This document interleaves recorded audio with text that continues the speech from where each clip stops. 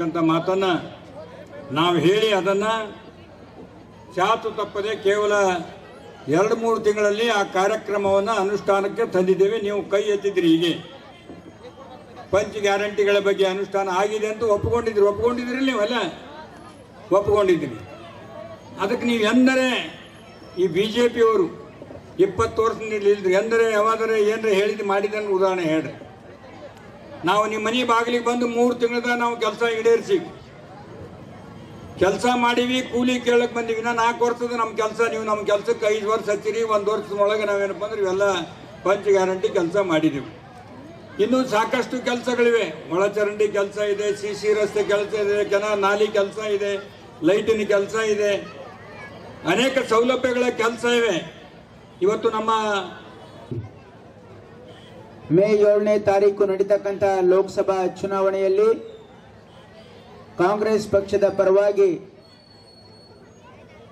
ತಮ್ಮ ಆಶೀರ್ವಾದ ಕೇಳಲಿಕ್ಕೆ ತಮ್ಮ ಬಡಾವಣೆಗೆ ಬಂದಿದ್ದೀವಿ. 7ನೇ ತಾರೀಕು ನಡೀತಕ್ಕಂಥ ಈ ಚುನಾವಣೆ ಬಹಳ ಮಹತ್ವದ ಚುನಾವಣೆ ಇದೆ. ಇಲ್ಲಿ ಎಲ್ಲ ನಮ್ಮ ತಾಯಂದಿರು ಬಹಳ ದೊಡ್ಡ ಸಂಖ್ಯೆಯಲ್ಲಿ ಬಂದಿದ್ದೀರಿ.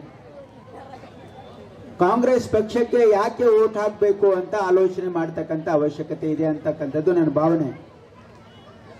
ಕಾಂಗ್ರೆಸ್ ಪಕ್ಷಕ್ಕೆ ಯಾಕೆ ವೋಟ್ ಹಾಕಬೇಕು ಮತ್ತು BJPಗೆ ವೋಟ್ ಯಾಕೆ ಹಾಕಬಾರ್ದು ಅಂತಕ್ಕಂಥದ್ದು ತಾವು ಸ್ವಲ್ಪ ಆಲೋಚನೆ ಮಾಡ್ತಕ್ಕಂಥ ಅವಶ್ಯಕತೆ ಇದೆ. ಕಾಂಗ್ರೆಸ್ ಪಕ್ಷಕ್ಕೆ ಯಾಕೆ ವೋಟ್ ಹಾಕಬೇಕು ಅಂತಂದ್ರೆ, ಕಾಂಗ್ರೆಸ್ ಪಕ್ಷ ಇದು ಬಡವರ ಪಕ್ಷ. ಕಾಂಗ್ರೆಸ್ ಪಕ್ಷ ಇದು ಯಾವತ್ತೂ ಕೂಡ ಅಧಿಕಾರದಾಗ ಬಂದಾಗ ಬಡವರಿಗಾಗಿ, ಸಾಮಾನ್ಯ ಜನರಿಗಾಗಿ ಅನೇಕ ಕಾರ್ಯಕ್ರಮಗಳು, ಕಾನೂನುಗಳು ಸಾಮಾನ್ಯ ಜನರ ಪರವಾಗಿ ಮಾಡಿರ್ತಕ್ಕಂಥ ಇತಿಹಾಸ ಕಾಂಗ್ರೆಸ್ ಪಕ್ಷದಿದೆ. ನಿಮಗೆ ತಾಜಾ ಉದಾಹರಣೆ ಕೊಡಬೇಕು ಅಂತಂದ್ರೆ, ತಮಗೆಲ್ಲ ಗೊತ್ತಿರೋ ಹಾಗೆ ಕಳೆದ ಅಸೆಂಬ್ಲಿ ಚುನಾವಣೆಯಲ್ಲಿ ಕಾಂಗ್ರೆಸ್ ಪಕ್ಷ ತಮಗೆಲ್ಲ ಒಂದು ವಾಗ್ದಾನವನ್ನ ಮಾಡಿದ್ವಿ. ನಾವು ಏನು ವಾಗ್ದಾನ ಮಾಡಿದ್ವಿ ಅಂತಂದ್ರೆ, ಒಂದ್ ವೇಳೆ ಕಾಂಗ್ರೆಸ್ ಸರ್ಕಾರ ಈ ರಾಜ್ಯದಲ್ಲಿ ಬಂದ್ರೆ ನಿಮಗೆ 5 ಗ್ಯಾರಂಟಿಗಳನ್ನ ಕೊಡ್ತೀವಿ ಅಂತಕ್ಕಂಥ ಭಾಷೆಯನ್ನ ನಿಮಗೆ ಕೊಟ್ಟಿದ್ವಿ. ಮೊದಲನೇ ಗ್ಯಾರಂಟಿ, ನಮ್ಮ ಸರ್ಕಾರ ಬಂದ್ರೆ ಪ್ರತಿ ತಿಂಗಳು ಪ್ರತಿ ಮನೆಗೆ ಆ ಮನೆಯ ಯಜಮಾಂತಿ ಅಕೌಂಟ್ ಅಲ್ಲಿ 2,000 ರೂಪಾಯಿ ಕೊಡ್ತೀವಿ ಅಂತ ಹೇಳಿದ್ವಿ. ಇವತ್ತು 2,000 ರೂಪಾಯಿ ಕೊಡ್ತಾ ಇದೀವಿ. ನಿಮ್ಗೆಲ್ಲ ಅಕೌಂಟ್ ಅಲ್ಲಿ ಬರ್ತಾ ಇದೆ ಅಲ್ಲಮ್ಮ 2,000 ರೂಪಾಯಿ? ಯಾರ್ಯಾರಿಗೆ ಬರ್ತಾ ಇದೆ ಎಲ್ರು ಕೈ ಎತ್ರಿ. ಎಲ್ರಿಗೂ ಬರ್ತಾ ಇದೆ.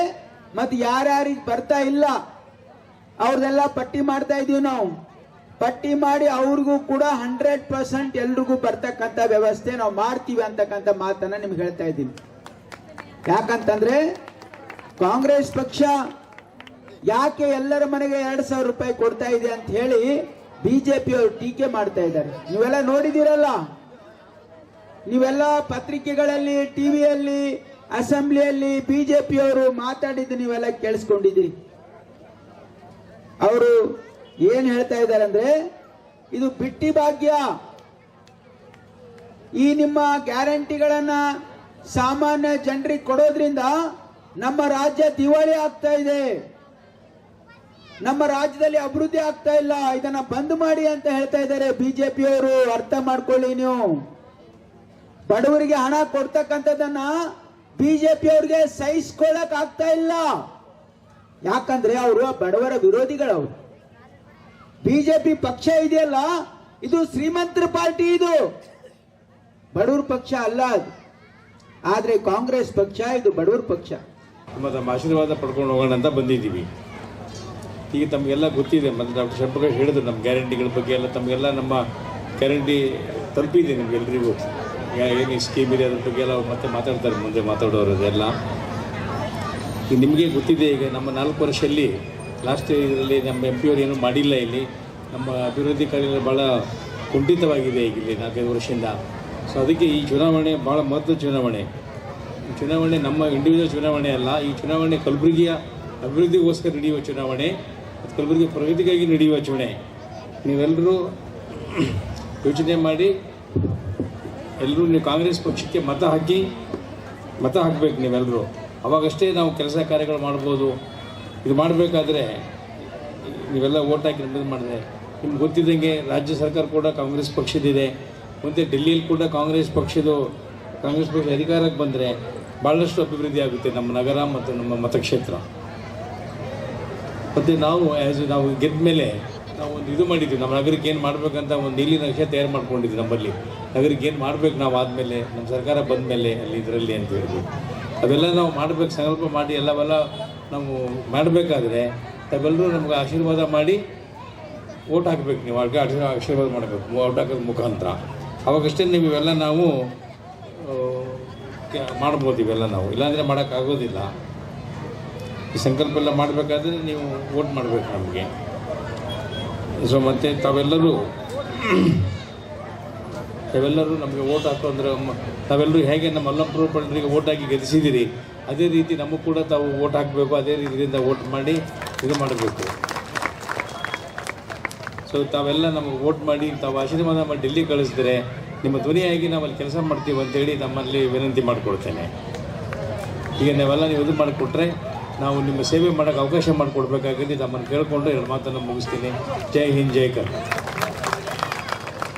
ಇಲ್ಲ ಆದರೂ ಕೂಡ ಚುನಾವಣೆ ಸಂದರ್ಭ ಇದೆ, ನಾವು ತಿಳಿಸಿ ಹೇಳಿಲ್ಲ ಅಂದರೆ ಮುಂದಿನ 5 ವರ್ಷ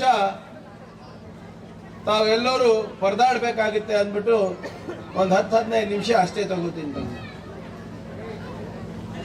ಎಲ್ಲರಿಗೂ ಕೂಡ 5 ಗ್ಯಾರಂಟಿಗಳು ಮನೆ ತಲುಪ್ತಾ ಇದೆಯಾ? ಕೈ ಎತ್ತಿ ಹೇಳಿ. ತಲುಪ್ತಾ ಇದೆಯಾ ಎಲ್ಲರಿಗೂ? ಎಲ್ಲರ ಮನೆಯಲ್ಲೂ 5 ಗ್ಯಾರಂಟಿಗಳು ಬರ್ತಾ ಇದೆಯಾ? ಬರ್ತಾ ಇದೆ. ನಿಮ್ಮೊಬ್ಬರಿಗೆ ಬರ್ತಾ ಇಲ್ಲ. ನಮ್ಮ ಜಿಲ್ಲೆನಲ್ಲಿ ಸಾಕಷ್ಟು ಜನಕ್ಕೆ ಬರ್ತಾ ಇದೆ. ಗೃಹ ಜ್ಯೋತಿ ಯೋಜನೆ ಎಷ್ಟು ಜನ ಲಾಭ ತಗೋತಾ ಇದ್ದಾರೆ? ಕೈ ಎತ್ತಿ ನೋಡೋಣ. ಗೃಹ ಜ್ಯೋತಿ ನಿಮ್ಮ ಇಷ್ಟು ಜನಕ್ಕೆ ಜೊತೆಗೆ ನಮ್ಮ ಜಿಲ್ಲೆನಲ್ಲಿ 5,28,000 ಜನರಿಗೆ ಗೃಹ ಜ್ಯೋತಿಸ್ ಬರ್ತಾ ಇದೆ. ಲೈಟ್ ಬಿಲ್ ಕೇಳತ್ತೀನಿ. ಗೃಹಲಕ್ಷ್ಮಿ,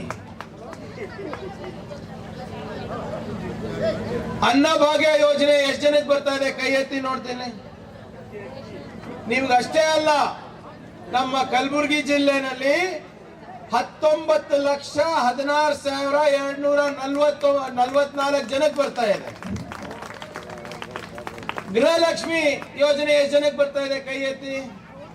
ಗೃಹಲಕ್ಷ್ಮಿ ಯೋಜನೆ ನಿಮ್ಗಷ್ಟೇ ಅಲ್ಲ, 5,22,177 ಜನಕ್ಕೆ ಇವತ್ತು ಕಲಬುರಗಿನಲ್ಲಿ ಗೃಹಲಕ್ಷ್ಮಿ ಯೋಜನೆ ಬರ್ತಾ ಇದೆ.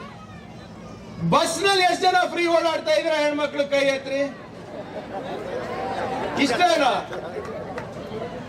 ಇಡೀ ನಮ್ಮ ಕರ್ನಾಟಕ ರಾಜ್ಯದಲ್ಲಿ 65 ಲಕ್ಷ ಮಹಿಳೆಯರು ಪ್ರತಿದಿನ ಪುಕ್ಸಟ ಓಡಾಡ್ಲತ್ತಾರ. ಇದು ಯಾರಿಂದ ಸಾಧ್ಯ ಆಯ್ತು ಹೇಳಿ? ಯಾರಿಂದ? ಕಾಂಗ್ರೆಸ್ ಇಂದ ಸಾಧ್ಯ ಆಗಿಲ್ಲ ಅಮ್ಮ. ಇದು ತಮ್ಮ ಪ್ರಬುದ್ಧ ಮತದಾರರಿಂದ ಸಾಧ್ಯ ಆಯ್ತು.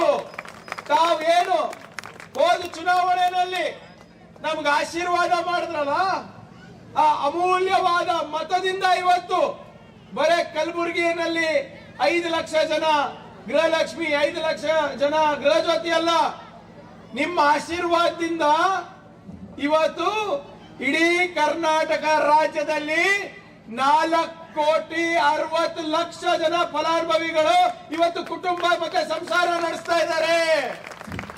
ಯಾರ ಆಶೀರ್ವಾದ? ನಿಮ್ಮ ಆಶೀರ್ವಾದ. ಇದು ಯಾಕೆ ಹೇಳ್ತಾ ಇದ್ದೀನಂದ್ರೆ, ನಾವು ಖಾಲಿ ಕೈನಲ್ಲಿ ನಿಮ್ಮ ಆಶೀರ್ವಾದ ಕೇಳಕ್ ಬಂದಿಲ್ಲ. 10 ತಿಂಗಳಿದೆ ಹಿಂದೆ ಇದೇ ಅಲ್ಲಂ ಪ್ರಭು ಅವರು, ಇದೇ ನಮ್ಮ ತಾರ್ಫೇಲ್ ಲಿಂಗು ಅವರು, ಲಾಲ್ ಸೇಠ್ ಅವರು ಎಲ್ಲ ನಮ್ಮಲ್ಲಿ ಕುಂತಂತ ಎಲ್ಲ ನಮ್ಮ ನಾಯಕರು, ನಾನು ನಿಮ್ಮ ಓಣಿಗಳಿಗೆ ಬಂದು ಕೈಕಾಲು ಬಿದ್ದಿ ಅಕ್ಕ ತಂಗಿ ಅಮ್ಮ ಯವ್ವ ಅನ್ಕೊಂಡು ಏನಂತ ಹೇಳಿದ್ವಿ? ದಯವಿಟ್ಟು ನಮಗೆ ಆಶೀರ್ವಾದ ಮಾಡ್ರಿ. ನೀವು ಆಶೀರ್ವಾದ ಮಾಡಿದ್ರೆ ನಾವು ಎಲ್ಲ 5 ಗ್ಯಾರಂಟಿ ನಿಮಗೆ ಮನೆಗೆ ತಲುಪಿಸ್ತೀವಂತ ಮಾತು ಕೊಟ್ಟಿರ್ಲಿಲ್ವೋ? ಅದ್ರ ಕೊಟ್ಟಂಗೆ ನಾವು ನಡ್ಕೊಂಡಿದೀವೋ ಇಲ್ವೋ ಹೇಳ್ರಿ? ಇವಾಗ ನಡ್ಕೊಂಡಿದೀವಿ, ಖಾಲಿ ಕೈನಲ್ಲಿ ಬಂದಿಲ್ಲ. 5 ಗ್ಯಾರಂಟಿಗಳನ್ನ ನಾವು ನಿಮ್ಮ ಮನೆ ತಲುಪಿಸ್ಬಿಟ್ಟು ಮತ್ತೊಮ್ಮೆ ನಿಮ್ಮ ಆಶೀರ್ವಾದ ಕೇಳಕ್ ಬಂದಿದ್ದೀವಿ. ನಾವು ದುಡ್ದಿದ್ದೀವಿ, ನಮ್ ಕೂಲಿ ಕೇಳಕ್ ಬಂದಿದ್ದೀವಿ. ಬಿಜೆಪಿ ಅವ್ರು ಏನ್ ಮಾಡಿದ್ದಾರೆ ಹೇಳಿ? ಬಿಜೆಪಿ ಅವ್ರು ಬರ್ತಾರೆ ಇವತ್ತು, ಮತ್ ಬಂದು ತಮ್ಗೆ ಆಶ್ವಾಸನೆ ಕೊಡ್ತಾರ. ಏನ್ ಆಶ್ವಾಸನೆ? ತಮ್ಮ ಮಕ್ಕಳಿಗೆ ಮತ್ತೆ ಉದ್ಯೋಗ ಕೊಡಿಸ್ತೀನಿ, ನಿಮ್ಗೆ ಬೇರೆದೇನಾದ್ರೂ ಮಾಡ್ತೀನಿ, ಪಕ್ಕಾ ಮನೆಗಳು ಕೊಡ್ತೀನಿ, ಪಕ್ಕಿ ನೌಕರಿಗಳು ಕೊಡ್ತೀನಿ. ಈಗ ಮತ್ತೆ ಬರ್ತಾರೆ. 10 ವರ್ಷ ಆಯ್ತು ಮೋದಿ ಸರ್ಕಾರ ಬಂದು, 5 ವರ್ಷ ಆಯ್ತು ಉಮೇಶ್ ಯಾದವ್ ಸಂಸದ ಆಗಿ. ಇಲ್ಲಿ ಒಂದು ಬುಟ್ಟಿ ಮಣ್ಣನ ಹಾಕ್ಯಾರ ನಮ್ಮ, ನೀವೇ ಹೇಳ್ರಿ, ಇಲ್ಲಿ ಒಂದು ಬುಟ್ಟಿ ಮಣ್ಣನ ಹಾಕ್ಯಾರ ಹೇಳಿ? ಇಲ್ಲ. ಉಲ್ಟಾ ಏನ್ ಮಾಡ್ತಾರ? ನಮ್ ಸರ್ಕಾರ ನಿಮ್ಗೋಸ್ಕರ ದುಡಿತಾ ಇದೆ. ಈ 5 ಗ್ಯಾರಂಟಿಯಿಂದ ಇವತ್ತು ಎಲ್ಲೋ ಒಂದ್ ಸ್ವಲ್ಪ ನಿಮ್ಮ ಮನೆ ನಡೆಸಲಿಕ್ಕೆ ಅನುಕೂಲ ಆಗ್ತಾ ಇದೆ. ಪ್ರಾಮಾಣಿಕವಾಗಿ ಹೇಳ್ರಿ, ಕೈ ಎತ್ತಿ ಹೇಳ್ರಿ, ಸ್ವಲ್ಪನೂ ಆಗ್ತಾ ಇದೆ ಅಲ್ಲ. ನಮ್ಮ ಕರೋನಾ ಆದ್ಮೇಲೆ ನಮ್ಮ ಮನೆಯಲ್ಲಿ 4 ಮಂದಿ 3 ಮಂದಿ ದುಡಿತಾ ಇದ್ರೆ ಈಗ ಒಬ್ಬರೇ ದುಡಿಲತ್ತಾರ. ಆ ಪಾಪ ಯಾರು ದುಡಿಲತ್ತಾರ, ಮುಂಚೆ ಅವ್ರಿಗೆ 1000 ರೂಪಾಯಿ ಸಿಗ್ತಾ ಇದ್ರೆ ಈಗ 500 ರೂಪಾಯಿ ಸಿಕ್ಲತ್ತ. ಮನೆ ನಡೆಸ್ಲಿಕ್ಕೆ ಕಷ್ಟ ಆಗ್ತಾ ಇತ್ತು, ಅಡಿಗೆ ಮನೆ ನಡೆಸ್ಲಿಕ್ಕೆ ಕಷ್ಟ ಆಯ್ತು, ಮಕ್ಕಳಿಗೆ ಏನು ಶಿಕ್ಷಣ ಕೊಡಕ್ ಕಷ್ಟ ಆಯ್ತು, 2 ಹೊತ್ತು ಊಟ ಸರಿಯಾಗಿ ಸಿಗ್ತಾ ಇರ್ಲಿಲ್ಲ. ಇದೆಲ್ಲ ಈ ಕಷ್ಟಗಳನ್ನ ತಿಳ್ಕೊಂಡು ನಿಮ್ಗೆ ಮನೆ ನಡೆಸ್ಲಿಕ್ಕೆ ಎಷ್ಟು ಕಷ್ಟ ಆಗ್ತಾ ಇದೆ, ಅಡಿಗೆ ಮನೆ ನಡೆಸ್ಲಿಕ್ಕೆ ಎಷ್ಟು ಕಷ್ಟ ಆಗ್ತಾ ಇದೆ ಅಂತ ತಿಳ್ಕೊಂಡು ಸಿದ್ದರಾಮಯ್ಯ ಅವರು, DK ಶಿವಕುಮಾರ್ ಅವರು, ಖರ್ಗೆ ಸಾಹೇಬರು ಎಷ್ಟೇ ಕಷ್ಟ ಆದ್ರೂ ಕೂಡ ನಮ್ಮ ಸರ್ಕಾರಕ್ಕೆ ನಾವು ನಮ್ಮ ಮಹಿಳೆಯರ ಸಹಾಯ ಮಾಡಬೇಕು ಅಂದ್ಬಿಟ್ಟು ಗೃಹಲಕ್ಷ್ಮಿ ಯೋಜನೆಯನ್ನ ನಾವು ತಂದ್ವಿ. ಗೃಹಲಕ್ಷ್ಮಿ ಯೋಜನೆ, ಗೃಹ ಜ್ಯೋತಿ ಯೋಜನೆ, ಶಕ್ತಿ ಯೋಜನೆ, ನಿಮ್ಮ ಯುವ ನಿಧಿ ಯೋಜನೆ, ಅನ್ನಭಾಗ್ಯ ಯೋಜನೆ, ಈ ಎಲ್ಲ ಯೋಜನೆಗಳಿಂದಾನು ಪ್ರತಿ ಕುಟುಂಬಕ್ಕೆ ಇವತ್ತು ಏನಿಲ್ಲ ಅಂದ್ರೂ ಒಂದ್ 8,000 ರಿಂದ 10,000 ರೂಪಾಯಿ ಪ್ರತಿ ತಿಂಗಳು ಉಳಿತಾಯ ಆಗ್ತಾ ಇದೆಯಾ? ಆಗ್ತಾ ಇಲ್ಲ ಹೇಳಿ? ಕನಿಷ್ಠ 8,000 ಉಳಿತಾಯ ಆಗ್ತಾ ಇದೆ. ಯಾರು ಶಾಣೆಯರ 10,000 ಉಳಿತಾಯ ಮಾಡ್ತಾ ಇದ್ರೆ ಅಂದ್ರೆ ವರ್ಷಕ್ಕೇನು 1,24,000 ರೂಪಾಯಿ ಆಯ್ತು. ಇದು ನಮ್ಮ ಕೊಡುಗೆ ಅಲ್ಲ, ಇದು ನಿಮ್ಮದು. ಬಿಜೆಪಿ ಅವ್ರು ಬಂದು ಹೇಳ್ತಾರೆ, ಶರಣ್ ಪ್ರಕಾಶ್ ಅವ್ರು ಭಾಷಣ ಮಾಡಿದಾಗ ತಾವು ಕೇಳಿದ್ರು ಎಲ್ಲ ಗೊತ್ತಿಲ್ಲ. ಶರಣ್ ಪ್ರಕಾಶ್ ಅವ್ರು ಹೇಳಿದ್ರು, ಬಿಜೆಪಿ ಅವರು ಬಂದು ಮೈಕ್ ನಲ್ಲಿ ಏನ್ ಹೇಳ್ತಾರ, ವೇದಿಕೆ ಮೇಲೆ ಏನ್ ಹೇಳ್ತಾರ, ಇದು ಪುಕ್ಸಟೆ ಭಾಗ್ಯ, ಇದು ಬಿಟ್ಟಿ ಭಾಗ್ಯ ಅಂತಮ್ಮ.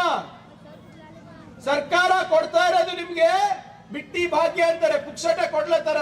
ನೀವೇನು ಕೆಲಸ ಮಾಡ್ತಾ ಇಲ್ಲ ಅಂತಿದ್ದಕ್ಕೆ ಇದೆಲ್ಲ ಬಂದ್ ಮಾಡ್ಬೇಕಂತ. ಬಂದ್ ಮಾಡ್ಬೇಕಾ ಹೇಳ್ರಿ? ಬಂದ್ ಮಾಡ್ಬೇಕಾ? ಇಲ್ಲ. ನಿಮ್ಮ ದುಡ್ಡನ್ನ ನಾವು ಇವತ್ತು ನಿಮಗೆ ವಾಪಸ್ ಕೊಡ್ತಾ ಇದೀವಿ. ಈ 5 ಗ್ಯಾರಂಟಿ ಪುಕ್ಸಟೆ ಅಲ್ಲಮ್ಮ.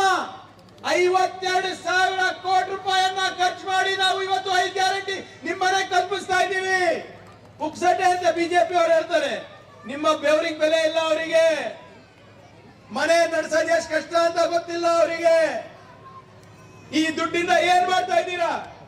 ಗೃಹ ಜ್ಯೋತಿಯಿಂದ ಏನ್ ದುಡ್ಡು ಉಳಿಸ್ತಾ ಇದ್ದೀರಾ? ಬಸ್ ಇಂದ ಏನ್ ಟಿಕೆಟ್ ಅನ್ನ ನೀವು ಉಳಿಸ್ತಾ ಇದ್ದೀರಾ? ಬಸ್ ಖರ್ಚನ್ನ ಉಳಿಸ್ತಾ ಇದ್ದೀರಾ? ಗೃಹಲಕ್ಷ್ಮಿಯಿಂದ ಏನ್ ಉಳಿಸ್ತಾ ಇದ್ದೀರಾ? ಏನ್ ಮಾಡ್ತಾ ಇದ್ದೀರಮ್ಮ ನೀವು? ಬಂಗಾರ ಖರೀದಿ ಮಾಡ್ತಾ ಇದ್ದೀರಾ? ಬೆಳ್ಳಿ ಖರೀದಿ ಮಾಡ್ತಾ ಇದ್ದೀರಾ? ರೇಷ್ಮೆ ಸೀರೆಗಳು ಖರೀದಿ ಮಾಡ್ತಾ ಇದ್ದೀರಾ? ಹೇಳಿ, ಯಾರು ಒಂದ್ ಮಾಡ್ತಾ ಇಲ್ಲ. ಹೌದಾ ಇಲ್ಲ ಹೇಳ್ರಿ? ನೀವೇನ್ ಮಾಡ್ತಾ ಇದ್ದೀರಾ? ನಿಮ್ ಮಕ್ಕಳ ಫೀಸ್ ಕಟ್ತಾ ಇದ್ದೀರಾ, ಮಕ್ಕಳಿಗೆ ಟ್ಯೂಷನ್ ಕಳಿಸ್ತಾ ಇದ್ದೀರಾ. ಮುಂಚೆ ಏನು ಪಾಪ ಮಕ್ಕಳಿಗೆ ತರಕಾರಿ ಸಿಗ್ತಾ ಇರ್ಲಿಲ್ಲ, ಸೊಪ್ಪು ಸಿಗ್ತಾ ಇರ್ಲಿಲ್ಲ, ಈಗ ಪೌಷ್ಟಿಕ ಆಹಾರ ಕೊಡ್ತಾ ಇದ್ದಾರೆ. ಮತ್ ನಮ್ ಚಿತ್ತಾಪುರ್ನಲ್ಲಿ ಒಬ್ರು ಹೆಣ್ಮಕ್ಳು ಹೇಳ್ತಾ ಇದ್ರು, ನಿಮ್ ಪುಣ್ಯ ಬರ್ಲಿ ಸರ್ ಅಂತ. ಯಾಕಾಗಿ ಏನಾಯ್ತು ಅಂತ ಕೇಳಿದ್ರೆ, ಈ ಮುಂಚೆ ಏನಿರ್ತಾ ಇತ್ತು, ಅವ್ರು ನಮ್ ಸರ್ಕಾರ ಇದ್ದಾಗ ಬೆಲೆ ಏರಿಕೆ ಅಷ್ಟಿರ್ಲಿಲ್ಲಲ್ಲಮ್ಮ. ಅವಾಗೇನು ತಿಂಗಳಿಗೆ 3-4 ಸರಿ ಖಂಡ ತಿಂತ ಇದ್ರಂತ. ಈ ಮೋದಿ ಸರ್ಕಾರ ಬಂದ್ಮೇಲೆ, ಕರೋನಾ ಹೊಡೆದ್ಮೇಲೆ 6 ವಾರಕ್ಕೆ 1 ತಿಂಗಳಿಗೆ 1 ಸರಿ ತಿನ್ಲತ್ತಾರಂತ. ಈಗ ಮತ್ತೆ ಗೃಹಲಕ್ಷ್ಮಿ ಅವು ಇವು ಬಂದಾಗ ಸ್ವಲ್ಪ ಉಳಿತಾಯ ಆಗಿ ಅವರಿಗೆಲ್ಲ